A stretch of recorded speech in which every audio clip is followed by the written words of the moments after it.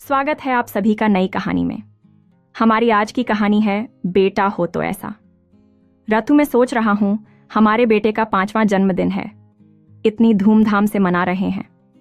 गांव में माँ को भी फोन कर देता हूं, वह भी अपने पोते के जन्मदिन में शामिल हो जाएगी। वैसे भी गांव में माँ अकेली रहती है, उनका मन नहीं लगता। जब देखो तब अपने पोते से फोन पर बात करने के लिए कहती रहती है, लेकिन हम ज्यादा बात नहीं करा पाते हैं। आज जब बेटे का जन्मदिन इतनी धूमधाम से मना रहे हैं तो माँ को फोन करना बनता है। नरोत्तम की बात सुनकर आरतू का मुंह फूल जाता है कि गांव से माँ जी को बुलाने की क्या जरूरत है। हम शिवा की बात माँ जी से फोन पर करा देंगे। कैसी बातें कर रही हो रथु? जब हम सबको बेटे के जन्मदिन की पार्टी में बुला रहे हैं तो क्या अपनी माँ को नहीं बुलाऊंगा? नरोत्तम रथु की बात नहीं सुनता है और गांव में अपनी माँ शारदा जी को फोन कर देता है। बेटे का फोन देखकर खुशी खुशी शारदा जी फोन उठाते हुए कहती हैं, बेटा तू कैसा है? बहुत दिनों बाद याद किया। कब से तेरे फोन का इंतजार कर रही थी। कल मैंने फोन भी किया था, लेकिन बहू ने फोन उठाया था। कह रही थी कि तुम तो किसी काम में व्यस्त हो, इसलिए बात नहीं कर सकते। अच्छा माँ, तुमने फोन किया था, मुझे तो पता ही नहीं चला और ना ही रथु ने मुझे बताया। शारदा जी समझ गईं कि बहू बताना भूल गई होगी। बेटा, 2 दिन बाद पोते का जन्मदिन आ रहा है। एक बार जन्मदिन गांव में आकर मेरे पास भी मना लो। मुझे भी धूमधाम से अपने पोते के जन्मदिन को मनाने का शौक है। मेरे पड़ोस में तिवारी जी की पत्नी ने अपने पोते का जन्मदिन बड़े ही धूमधाम से मनाया है। सबको बुलाया था। मेरा भी मन करता है यह सब करने का। रथु नरोत्तम के पास ही खड़ी थी। शारदा जी की बात सुन लेती है और कहती हैं, हाँ, गांव में रखा क्या है? जन्मदिन मनाने के लिए मोहल्ले की 4 औरतों को बुलाकर ढोलकी बजा लोगी और टीका कर दोगी। हो गया जन्मदिन। तुम क्या जानो आजकल के बच्चों के जन्मदिन कैसे मनाए जाते हैं। नरोत्तम नाराज होते हुए कहता है, माँ मुझसे बात कर रही है, तुमसे नहीं। तुम्हें बीच में बात करने की जरूरत नहीं है। माँ, मैं ये कह रहा था कि इस बार मैं शिवा का जन्मदिन इधर ही मना रहा हूँ और आपको बुलाने के लिए ही फोन किया था। आगे कभी मौका मिला तो शिवा का जन्मदिन आपके पास गांव में जरूर मनाऊंगा और आप अपनी यह इच्छा भी पूरी कर लेना। अच्छा बेटा, जन्मदिन मना रहा है, यह तो बहुत अच्छी बात है। माँ, मैंने जन्मदिन की तैयारी करने के लिए 4 दिनों की छुट्टी ली है। कल सुबह के टाइम आपको लेने के लिए आऊंगा। तैयार रहना। हमारे शहर से 2-3 घंटे के रास्ते पर ही है। सुबह बजे तक आ जाऊंगा और दोपहर तक आपको अपने पास भी ले आऊंगा। इतना कहकर बेटा फोन काट देता है। दूसरी तरफ शारदा जी खुशी से फूली नहीं समा रही हैं। बेटे बहू ने पोते के जन्मदिन में मुझे बुलाया है। खुशी के मारे जल्दी जल्दी काम में हाथ चला रहे हैं। आज शारदा जी के सारे काम शताब्दी एक्सप्रेस की तरह हो रहे हैं। वैसे तो हमेशा घुटनों में दर्द रहता था, लेकिन आज उन्हें दर्द का एहसास ना हुआ। सारे काम फटाफट कर लिए। झट से कढ़ाई चढ़ाकर अपने पोते शिवा के लिए बेसन के लड्डू बनाने लगीं, क्योंकि पिछली बार जब शिवा घर आया था तो उसे बेसन के लड्डू बहुत पसंद आए थे। पूरे दिन दादी बेसन के लड्डू दे दो कहता घूमता था। दूसरे दिन सुबह सुबह ही नरोत्तम अपनी माँ को लेने के लिए आ गया। माँ जल्दी जल्दी सारे काम करने में लगी हैं।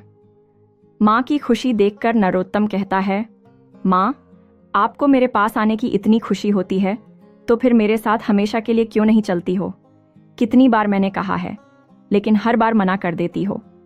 बेटे की बात सुनकर शारदा जी सोचने लगती हैं कि बेटा, तुम तो चाहते हो कि तुम्हारी माँ तुम्हारे साथ ही रहे, लेकिन बहू नहीं चाहती कि मैं तुम दोनों के साथ रहूं।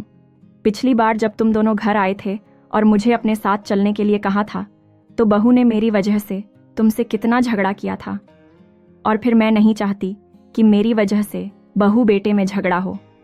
माँ, क्या सोचने लगी? कुछ नहीं बेटा, जब तक मेरे हाथ पैर चल रहे थे तब तक गांव में ही रहूंगी, और जिस दिन हाथ पैर नहीं चलेंगे उस दिन तो तुम खुद ही मुझे अपने साथ शहर ले जाओगे। इतना तो मुझे अपने बेटे बहू पर भरोसा है। नरोत्तम, मैं अपने पोते के लिए कुछ उपहार नहीं ले पाई हूँ। तुम शहर में मुझे बाजार ले चलना। गांव में तो कुछ ढंग का मिलता नहीं है। अगर इधर छोटी मोटी दुकान से कुछ ले भी लूंगी तो पता नहीं बहू को पसंद आएगा या नहीं। ठीक है माँ, तुम इधर से कुछ मत खरीदो, मेरे साथ शहर चलना। एक दिन आपको बाजार ले चलूंगा, फिर जो अपने पोते के लिए लेना है ले लेना। इसके बाद नरोत्तम माँ को लेकर शहर के लिए चल पड़ता है। दोपहर के बजे तक दोनों घर पहुंच जाते हैं। घर पर देखते हैं तो रथु अपने कमरे में आराम से सो रही है। बहुत देर तक दरवाज़ा खटखटाने के बाद रथु बाहर निकल कर आती है तो फॉर्मेलिटी के लिए शारदा जी के पैर छूती है और यह कहकर कि शिवा रो रहा है, उसे अभी देख कर आती हूँ, और वह अपने कमरे में चली जाती है। माँ, इधर हॉल में सोफे पर आकर बैठ जाओ, मैं तुम्हारे लिए चाय पानी लेकर आता हूँ। ठीक है बेटा। शारदा जी सोफे पर बैठ जाती हैं और नरोत्तम माँ के लिए पहले पानी लाता है, फिर चाय बनाने लगता है। कमरे से रथु आवाज़ देती है, नरोत्तम, अगर चाय बना रहे हो तो मेरे लिए भी बना लेना। दरअसल आज शिवा बड़ा चिड़चिड़ा हो रहा है, मुझे छोड़ ही नहीं रहा। नरोत्तम कुछ नहीं कहता है, तीनों के लिए चाय बना लेता है। चाय पीने के बाद शारदा जी अपनी बहू से कहती हैं, बहू, अगर पोता ना सोया हो तो उसको मेरे पास भेज दो, मुझे उससे मिलने की बड़ी इच्छा हो रही है। और तो और, मैं उसके लिए बेसन के लड्डू भी बनाकर लाई हूँ, उसे बहुत ज़्यादा पसंद है। माँ जी, बड़ी मुश्किल से तो सोया है, जब जागेगा तब मिल लेना। नरोत्तम रथु के भड़के हुए स्वभाव से बहुत अच्छी तरह से परिचित था कि उसका मुंह क्यों बना हुआ है। उसे मेरी माँ का घर में आना पसंद नहीं आया है। लेकिन थोड़ी देर में शिवा खुद ही कमरे से बाहर आ गया और सामने दादी को देखकर भागकर दादी के गले लग गया। दादी, आप कब आई? मुझे पता भी नहीं था। बस बेटा, अभी आई। बड़े प्यार से शारदा जी अपने पोते को गले लगाती हैं, खूब सारा लाड़ दुलार करती हैं। डिब्बे से बेसन के लड्डू निकालकर पोते को देती और कहती हैं, ले शिवा, तुझे बेसन के लड्डू बहुत पसंद हैं, देख तेरे लिए कितने सारे लड्डू बनाकर लेकर आई हूँ। शिवा एक बार में ही पूरा लड्डू मंग में खा लेता है और दोनों हाथ में एक एक लड्डू पकड़ लेता है। तो रथु झुंझला हुए कहती है, माँ जी, उसको इतने लड्डू मत खिलाओ, पेट खराब हो जाएगा, इतना मीठा खाएगा तो पेट दुखेगा। दोनों लड्डू हाथ से छुड़ाकर वापस डब्बे में रख देती है। शिवा रोने लगता है, लेकिन रथु तब भी नहीं सुनती। नरोत्तम को रथु का यह व्यवहार पसंद नहीं आता है। कमरे में रथु से कुछ कहने के लिए आता है तो रथु पहले ही बड़बड़ाने लगती है, मैं इसीलिए तुम्हारी माँ को नहीं बुलाती हूँ, मेरे बेटे को बिगाड़ कर रख देती है। इतने सारे मीठे लड्डू खाने के लिए देने की क्या जरूरत थी? कल को दांतों में दर्द होने लगेगा तो अस्पताल ले जाना पड़ेगा। नरोत्तम रथु की बात को काटता हुआ कहता है, कैसी बातें कर रही हो रथु? माँ के घर के बने हुए देसी घी के लड्डू खाने से शिवा के दांत दर्द होने लगे, लेकिन तुम जो सुबह शाम उसे चॉकलेट खिलाती हो उससे कुछ नहीं होता? क्या सच बताऊं तो दांत चॉकलेट खाने से खराब होते हैं, न कि लड्डू से। तुम्हें तो बस मूड खराब करने का मौका चाहिए। माँ को भूख लग रही है, हम दोनों के लिए खाना परोस दो। चौक हुए अर्थु कहती है, क्या तुम लोग गांव से खाना खाकर नहीं आए हो?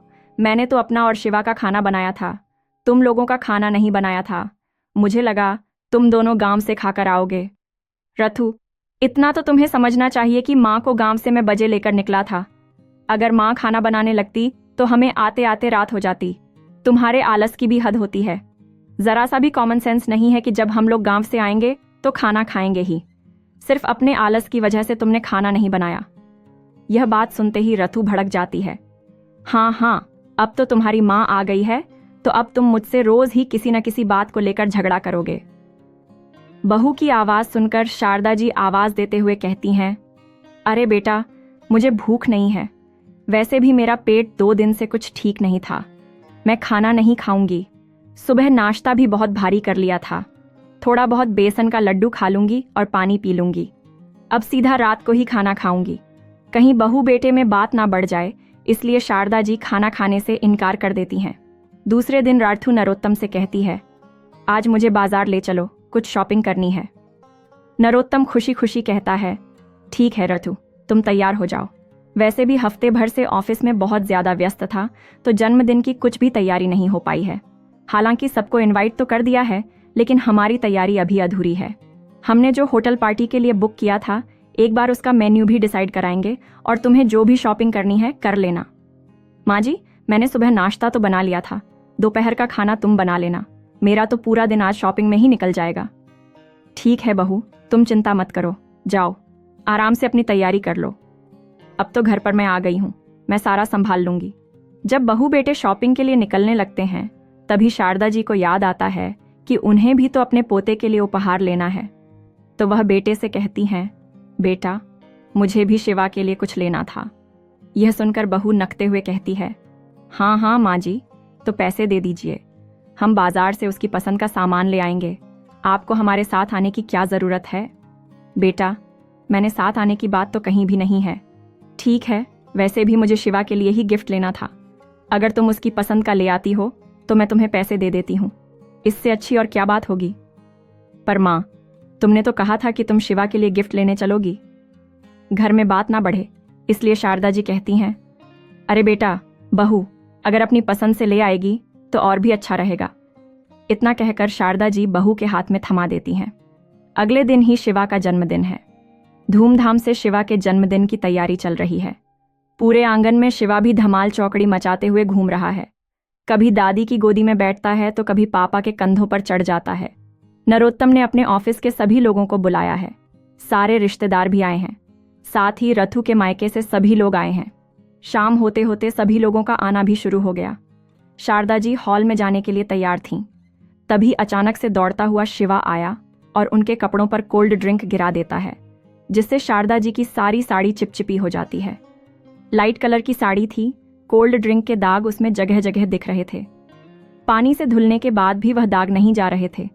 शारदा अभी बहू के पास जाती है और कहती है, बेटा, मेरी पूरी साड़ी गंदी हो गई है। अब मेरे पास इतनी अच्छी दूसरी साड़ी भी नहीं है। अगर तुम्हारे पास कोई साड़ी हो तो मुझे पहनने के लिए दे दो।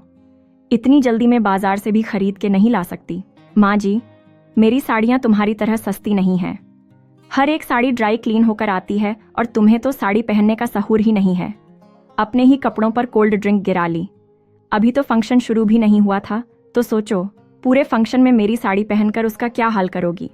दरवाजे के बाहर खड़ा हुआ नरोत्तम पत्नी और माँ की बात को सुन लेता है। जल्दी से वह पास की दुकान पर जाता है और माँ के लिए एक साड़ी खरीद कर ले आता है।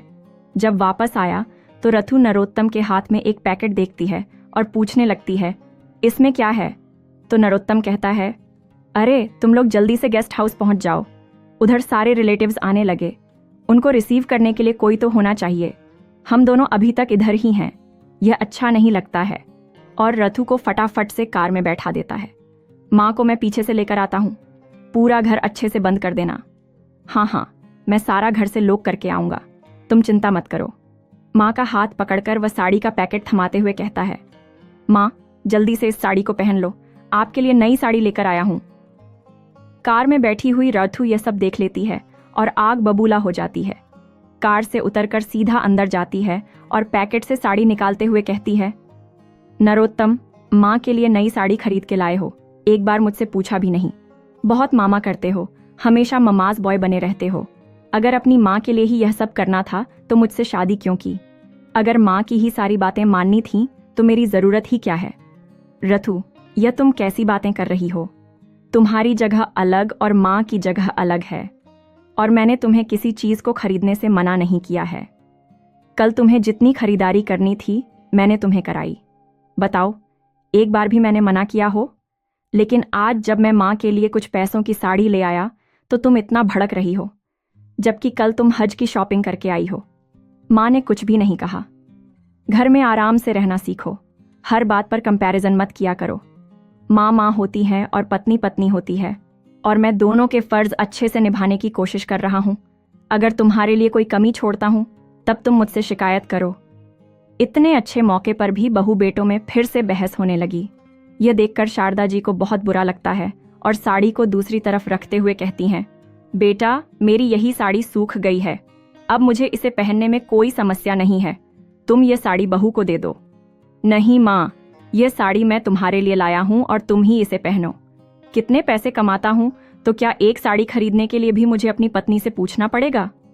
जबकि पत्नी को लाखों की शॉपिंग कराता हूँ तो आप कुछ नहीं कहती हो। ये बात अर्थू को समझनी होगी। मैं खुशी खुशी उसकी सारी फरमाइश पूरी करता हूँ, ये उसे नहीं दिखाई देता।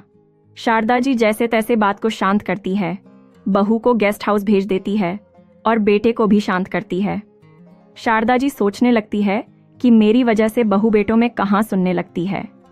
पोते का जन्मदिन होते ही वह गांव वापस चली जाएगी। अब नहीं रुकेगी, लेकिन इधर बेटे ने तो उनके लिए कुछ और ही सोच रखा था। नरोत्तम एक बहुत ही समझदार और सुलझा हुआ लड़का था। वह अपने पति के फर्ज को भी बहुत अच्छे से समझता था। साथ ही साथ माँ का मान सम्मान करना भी जानता था। किसी एक को खुश करने के लिए वह दूसरे को दुखी नहीं करना चाहता था। इसीलिए मन ही मन रथु को सबक सिखाने का निर्णय ले लेता है, क्योंकि वह रथु की इन छोटी मोटी बातों से बड़ा ही दुखी हो गया था। शिवा के जन्मदिन की पार्टी बड़े ही धूमधाम से मनाई जाती है, जहां पर उसके मम्मी पापा, भाई भाभी, सारे रिश्तेदार और आस पड़ोस के लोग भी आते हैं। रथु के माता पिता उसी शहर में रहते हैं जिसमें रथु और नरोत्तम रहते थे। जन्मदिन की सारी पार्टी होने के बाद सभी लोग घर वापस आ गए। रथु पूरी पार्टी में अपनी सासू माँ से मुंह फुलाए रही, ना तो उनसे ठीक से बात की, ना ही खाने पीने के लिए पूछा। दूसरी तरफ नरोत्तम दोनों तरफ तालमेल बैठाने की कोशिश करता रहता है। अगले दिन शारदा जी बेटे बहू से कहती हैं कि बेटा, पोते का जन्मदिन हो गया है, अब वह गांव जाना चाहती है। यह सुनकर आरथू बड़ी खुश हो जाती है, लेकिन नरोत्तम कहता है, माँ, तुम गांव जाकर क्या करोगी? वैसे भी पिताजी को गुजरे हुए पूरे 4 साल हो गए हैं। 4 सालों से तुम गांव में अकेले रह रही हो, कोई देखने सुनने वाला भी नहीं है। अगर कभी तबीयत खराब हो जाए तो कोई एक गोली देने वाला नहीं है। अब तुम कहीं नहीं जाओगी, मेरे पास शहर में ही रहोगी। जब आपकी बहू बेटे हैं तो गांव में अकेले रहने की क्या जरूरत है? यह सुनकर रथु के चेहरे का रंग ही उड़ गया। आग बबूला होते हुए कहने लगी, इन्हें गांव में रहने में क्या समस्या है? हम अभी अपने साथ नहीं रख सकते। क्यों रथु, मैं अपनी माँ को अपने साथ क्यों नहीं रख सकता? और तुम्हें मेरी माँ से समस्या ही क्या है? जबकि जब वह घर में रहती है तो तुम्हारे कितने कामों में सहायता करा देती है। मैं माँ को गांव वापस नहीं जाने दूंगा, यही आखिरी निर्णय है। नरोत्तम के गुस्से को देखकर रथु थोड़ा सा शांत हो जाती है, क्योंकि इससे पहले उसने नरोत्तम को इतना ज्यादा गुस्सा करते हुए नहीं देखा था। नरोत्तम माँ का हाथ पकड़कर कमरे में ले जाने लगता है और कहता है, माँ, तुम्हारा शरीर तो बुखार से तप रहा है और तुमने बताया भी नहीं। चलो अभी तुम्हें डॉक्टर को दिखाने के लिए चलते हैं। अरे नहीं बेटा, डॉक्टर को दिखाने की जरूरत नहीं है। मैंने बुखार की दवाई खा ली थी रात में, उसका असर हो गया था। अभी सुबह नाश्ता करके फिर से दवाई खा लूंगी तो ठीक हो जाएगा। इतना कहकर शारदा जी कमरे में आराम करने के लिए चली गई। इधर नरोत्तम भी अपने ऑफिस चला गया। शाम को नरोत्तम जब ऑफिस से वापस आया तो देखा रथु सज धज कर कहीं जाने के लिए तैयार बैठी है। अरे रथु, कहीं जा रही हो क्या? हाँ, आज मेरी मम्मी ने हम दोनों को डिनर पर बुलाया है। तुम भी जल्दी से हाथ मुंह धोकर कपड़े चेंज कर लो, मिनट में निकल चलते हैं। रथु अपनी माँ के इधर तुम चली जाओ, मैं नहीं जा सकता। तो गुर्रा हुए रथु कहती है, क्यों? तुम क्यों नहीं जा सकते? रथु, माँ की तबीयत ठीक नहीं है, मैं उन्हें अकेले छोड़कर नहीं जा सकता। माँ जी को थोड़ा सा बुखार ही तो है, और बुढ़ापे में तो थोड़ी बहुत तबीयत तो ऊपर नीचे लगी रहती है। बुढ़ापे में यह सब चलता रहता है। तुम सिर्फ अपनी माँ की सोच रहे हो, और मेरी माँ का क्या, जिन्होंने मुझे फोन करके खाने के लिए बुलाया है। रथु, माँ का फोन तुम्हारे पास आया है, मेरे पास नहीं, और मुझे तो इसके बारे में कुछ पता भी नहीं था। तुम्हें अगर जाना है तो चली जाओ, मैं मना नहीं करूंगा, लेकिन मैं माँ को इस हाल में छोड़कर कहीं नहीं जाऊंगा। इतना कहकर वह माँ के कमरे में उनका हालचाल पूछने के लिए चला जाता है। रथु तो सुबह की भड़की हुई बैठी थी जब नरोत्तम उसकी माँ के घर डिनर पर जाने से मना कर देता है। फिर तो वह आग बबूला हो जाती है और भड़कते हुए कहती है, मुझे नहीं पता था कि तुम इतना ज्यादा मम्मी मम्मी करते हो। अगर मुझे पता होता तो मैं तुमसे शादी ही ना करती, पूरी जिंदगी अपनी माँ के साथ ही रहते। क्या जरूरत थी तुम्हें शादी करने की, जब पूरा समय माँ माँ ही करना है? पता नहीं अकेले में क्या बातें करते हो, पक्का मेरी बुराई ही करते होंगे। जब से तुम्हारी माँ आई है तब से मुझे भी कम समय देते हो। रथु, यह तो तुम्हारी हमेशा की आदत है। अगर मैं माँ से कुछ बात कर लूं तो तुम्हारा मुंह फूल जाता है, और हमेशा तुम्हें यही लगता है कि माँ से मैं तुम्हारी बुराई कर रहा हूं। अरे, तुम्हारे अलावा भी दुनिया में बहुत सारे काम हैं, और तुम्हारी बुराई क्यों करूंगा? रथु, मैं सिर्फ तुमसे इतना कह रहा हूं कि माँ की तबीयत ठीक नहीं है, मैं उन्हें अकेले छोड़कर नहीं जाऊंगा, फिर कभी बाद में तुम्हारे घर चलूंगा। गुस्से में रथु कैब करके अपने मायके चली जाती है। कमरे में आकर नरोत्तम कहता है, माँ चलो तुम्हें डॉक्टर को दिखा देता हूँ। डॉक्टर को दिखाने के बाद शारदा जी बेटे से कहती हैं, बेटा तुमने मुझे डॉक्टर को दिखा दिया और मेरी तबीयत भी ठीक है, तुम बहू के मायके चले जाओ, उसकी माँ ने इतने प्यार से बुलाया है, नहीं जाओगे तो सबको बुरा लगेगा। माँ, क्या उन्हें पता नहीं था कि घर में मेरी माँ आई हुई है? फिर उनकी माँ ने सिर्फ हम दोनों को ही डिनर पर क्यों बुलाया? आपको भी बुला सकती थी। यह सब आर्थू का ही काम है, मुझे सब समझ में आता है। छोड़ो बेटा, जो भी बात हो बड़ा नहीं है। माँ की जिद करने पर नरोत्तम रार्थू के घर चला जाता है और सबसे बहुत अच्छे से मिलता जुलता है। नरोत्तम रार्थू के माता पिता का बहुत सम्मान करता है। रात बजे तक दोनों लोग वापस आ जाते हैं। उस पूरी रात नरोत्तम को नींद नहीं आती है, क्योंकि सब कुछ अच्छा करने के बाद भी उसकी पत्नी खुश ही नहीं होती है। हमेशा शिकायत ही करती रहती है कि तुम कभी मुझे समय नहीं देते, हमेशा माँ माँ करते रहते हो, जबकि उसे खुद का नहीं दिखाई देता। घर में मेरी माँ रहती हुए भी पूरे दिन में 5 मिनट भी उनसे बात नहीं करती है और मायके में 5-5 घंटे फोन पर चिपकी रहती है। मैं कुछ नहीं कहता। अब पानी सिर के ऊपर हो रहा है, मुझे कुछ करना ही होगा। सुबह उठकर नरोत्तम रार्थू से कहता है, रथु, तुम हमेशा यही शिकायत करती हो कि मैं तुम्हें समय नहीं देता, इसलिए आज मैंने तुम्हारे लिए छुट्टी ली है। हम दोनों मूवी देखने चल रहे हैं, तैयार हो जाना। ये सुनकर रथु खुशी खुशी मूवी देखने के लिए तैयार हो जाती है कि तभी रथु के मायके से उसकी माँ का फोन आ जाता है। रथु, तुम्हारे पिताजी की तबीयत अचानक से खराब हो गई है, जल्दी से घर आ जाओ। नरोत्तम, मुझे मेरी माँ के घर ले चलो, पिताजी की तबीयत खराब हो गई है, उन्हें देखने के लिए चलना है, उन्हें डॉक्टर के पास लेकर चलना है। रथु, तुम्हारे पिताजी का बुढ़ापा है, बुढ़ापे में तो ये सब लगा रहता है, और फिर तुम्हारी माँ है ना, उन्हें देखने के लिए आज तो मैंने तुम्हारे लिए छुट्टी ली है। वैसे भी तुम्हारी शिकायत रहती थी कि मैं तुम्हें समय नहीं देता हूँ। मेरा आज का पूरा समय तुम्हारे लिए है। फालतू का तुम्हारे पिताजी के डॉक्टर को दिखाने में अपना समय बर्बाद नहीं करूंगा। कैसी बातें कर रहे हो नरोत्तम, मेरे पिताजी बीमार हैं और तुम्हें मूवी देखने की पड़ी है। नरोत्तम रथु की बात नहीं मानता है, उसे घुमाने के लिए ले जाता है। दूसरी तरफ चुपके से ससुराल में फोन करके अपने ससुर जी का हालचाल पूछ लेता है कि उधर सब ठीक ठाक है। लेकिन दूसरी तरफ आर्थू का मन मूवी देखने में कम, अपने मायके में ही ज्यादा लगा हुआ है। मेरे पिताजी ठीक तो होंगे ना? पता नहीं उन्हें क्या हुआ होगा, मैं एक बार उनको फोन करके पूछ लेती हूँ। नहीं रथु, अभी तुम कहीं फोन नहीं करोगी, सिर्फ और सिर्फ मुझे समय दो। रथु फिर से मन मारकर रह गई। फिर मूवी देखने के बाद दोनों लोग खाना खाने के लिए आए। खाना खा ही रहे थे कि रथु के फोन पर उसकी माँ का फोन आ गया। माँ के फोन को काटकर नरोत्तम फोन को स्विच ऑफ कर देता है। यह सब देखकर रथु झल्ला जाती है।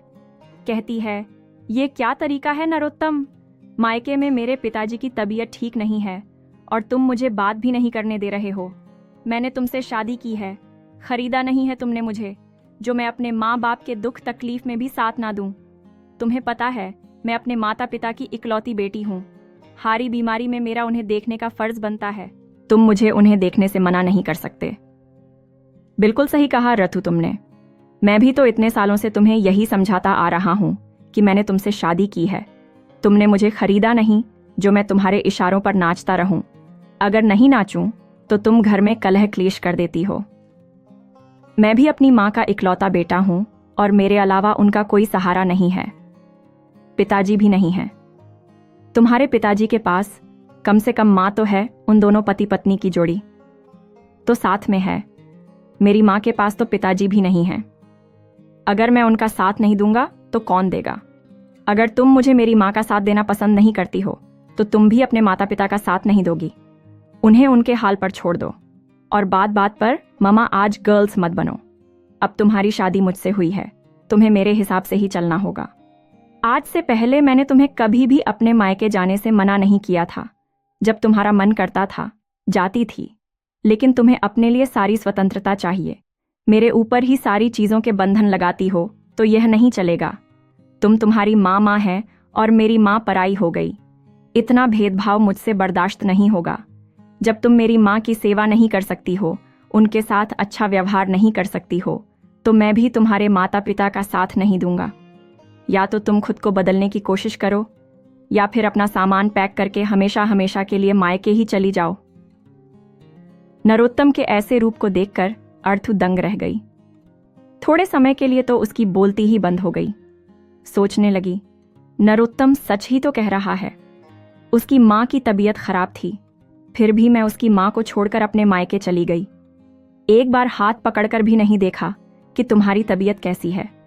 जब मेरे मायके में किसी की तबीयत खराब होती है तो मैं भाग कर जाती हूँ और उम्मीद करती हूँ कि नरोत्तम भी मेरे माता पिता की पूरी सेवा करें। रेस्टोरेंट की टेबल पर पूरा खाना रखा हुआ है, लेकिन आज अर्थू का खाने को मन ही नहीं कर रहा। आंखों से आंसू बहने लगे। चेहरे से ऐसा लग रहा है कि यह आंसू आज पश्चाताप के आंसू थे। नरोत्तम से हाथ जोड़कर कहती है, नरोत्तम, मुझसे बहुत बड़ी गलती हो गई है जो मैंने तुम्हारी माँ और अपनी माँ में इतना भेदभाव किया, लेकिन आज तुमने मेरी आंखें खोल दी। आज तक मैंने जो भी माँ के साथ व्यवहार किया था वह गलत था। मुझे माफ कर दो।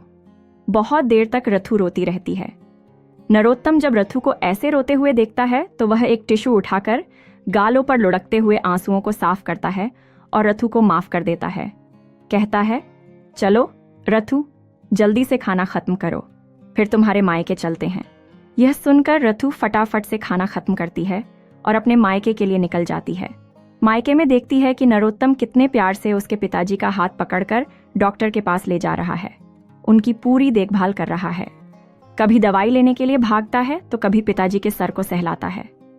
यह सब देखकर फिर से रथु की आंखों में आंसू आ गए कि मैं कितनी पागल थी, कितना भेदभाव करती थी। नरोत्तम ने कभी भी मेरे माँ बाप के साथ भेदभाव नहीं किया, हमेशा मुझे भी खुश रखने की कोशिश की है, लेकिन मैंने ही उसे समझने में देरी कर दी। थोड़ी देर में रथु नरोत्तम से कहती है, अब पिताजी ठीक हैं, चलो हम घर चलते हैं। रथु, अगर तुम अपने माता पिता के पास रुकना चाहती हो तो रुक जाओ, मैं माँ के पास अकेला ही चला जाऊंगा।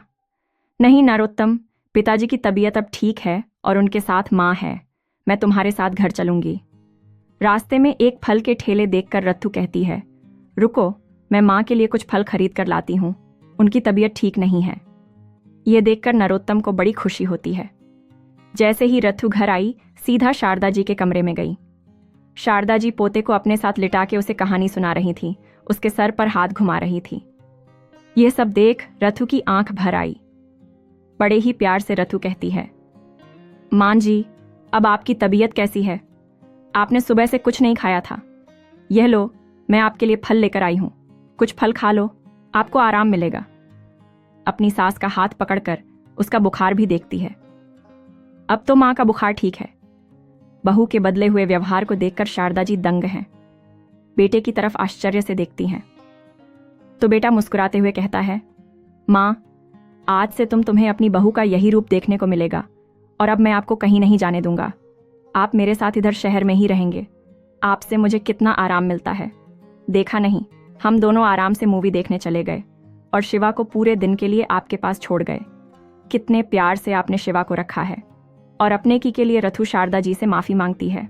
आज शारदा जी अपनी बहू के बदले हुए व्यवहार को देखकर बहुत खुश हैं और वह खुशी से बहू को माफ कर देती हैं।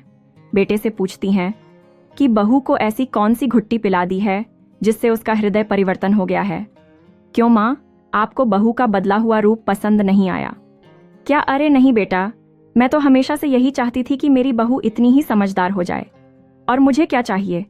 बस माँ, ये समझ लो, आज मैंने उसे सच्चाई का आईना दिखा दिया है जिसमें उसे उसकी कमियां नजर आ गईं। आज से घर में सब कुछ ठीक रहेगा। सभी लोग घर में बहुत अच्छे से रहने लगते हैं। रथु भी अब अपनी सास का खूब अच्छे से ख्याल रखती है। बहू बेटे भी खूब लाड प्यार से रहते हैं। तो दोस्तों, घर का बेटा होना आसान काम नहीं होता है, क्योंकि शादी के बाद उसे हर एक बात नाप तौल कर बोलनी पड़ती है। कहीं माँ नाराज ना हो जाए या कहीं पत्नी नाराज ना हो जाए। और अगर घर का बेटा चाहे तो घर के माहौल को बहुत अच्छे से बनाकर रख सकता है। बेटे को भी यह समझदारी दिखानी चाहिए कि उसे एक तरफा नहीं होना चाहिए, न तो माँ की तरफ अधिक झुकाव होना चाहिए और न ही पत्नी की तरफ। उसे दोनों की बात सुननी चाहिए और तालमेल बनाकर चलना चाहिए। इससे घर में माँ और पत्नी दोनों ही खुश रहते हैं। तो दोस्तों, इस कहानी को लेकर आपकी क्या राय है? कमेंट बॉक्स में ज़रूर बताएं। और अगर कहानी अच्छी लगी हो तो प्लीज़ इसे लाइक करें, शेयर करें और चैनल को सब्सक्राइब ज़रूर करें। मिलते हैं किसी नई कहानी के साथ अगली वीडियो में। धन्यवाद।